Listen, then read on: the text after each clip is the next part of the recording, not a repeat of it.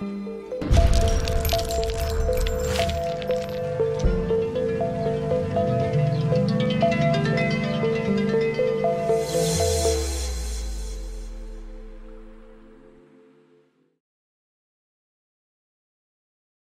de la Méditerranée, et d'une certaine manière d'ailleurs ce sera comme une sorte de réponse au musée que nous sommes en train de construire à Marseille, le MUSEM, qui sera lui le musée de la Méditerranée version nord, et dont le but est d'entretenir sans cesse évidemment un lien avec le sud.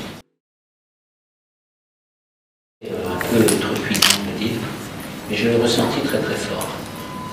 J'ai ressenti très très fort et je me suis dit ce qui est en train de se passer dans ce pays est absolument remarquable et absolument digne d'admiration. Alors, il y a beaucoup de discours où on salue la révolution tunisienne, on exprime la totale solidarité, etc. Moi, je voudrais aller plus loin, ou je voudrais aller autrement.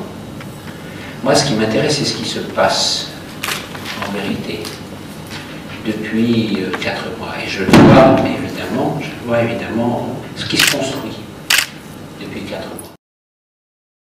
Celui qui vous parle, bien sûr, je ne suis pas conscient, je ne suis pas aveugle, je ne suis pas sourd surtout.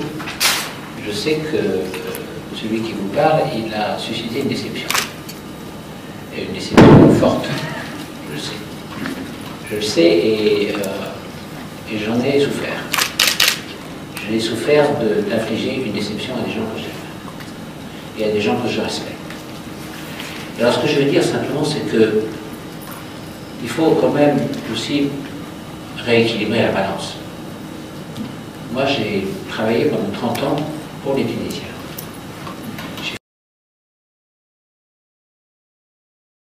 De mettre sur place les premières bases d'un centre du cinéma qui permettent au cinéma tunisien de disposer d'un système juridique et fiscal qui lui permettent de progresser, d'avancer plus, de produire plus.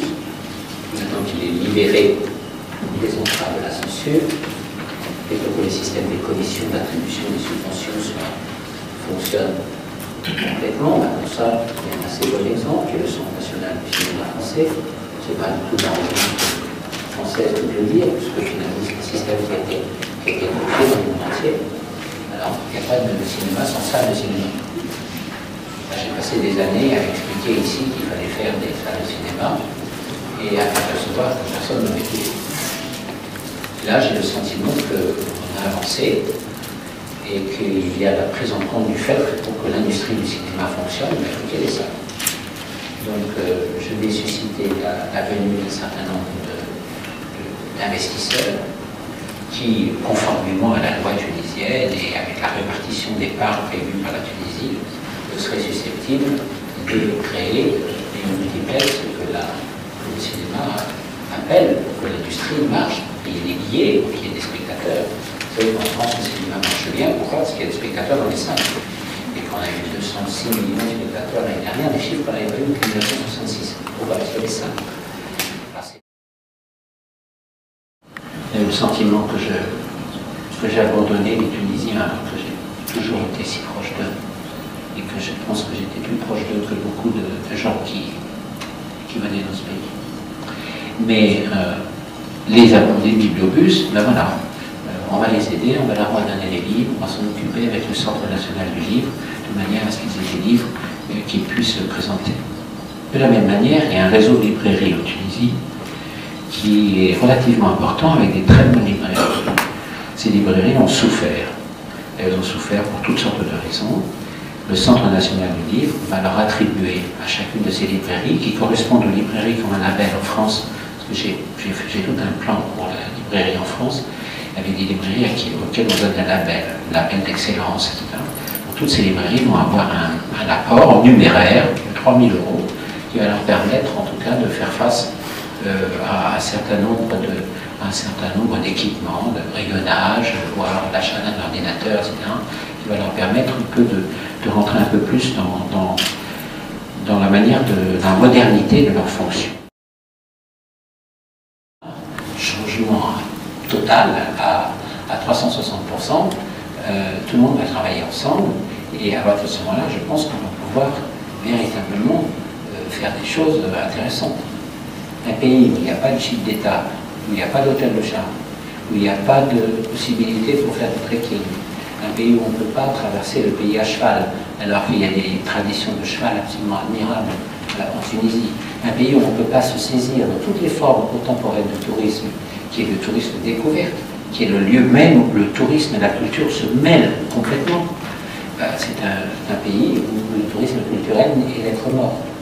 Un pays qui s'intéresse à ça, comme j'ai le sentiment profond que la Tunisie s'y intéresse depuis 4 mois, c'est un pays où le tourisme culturel n'est plus important.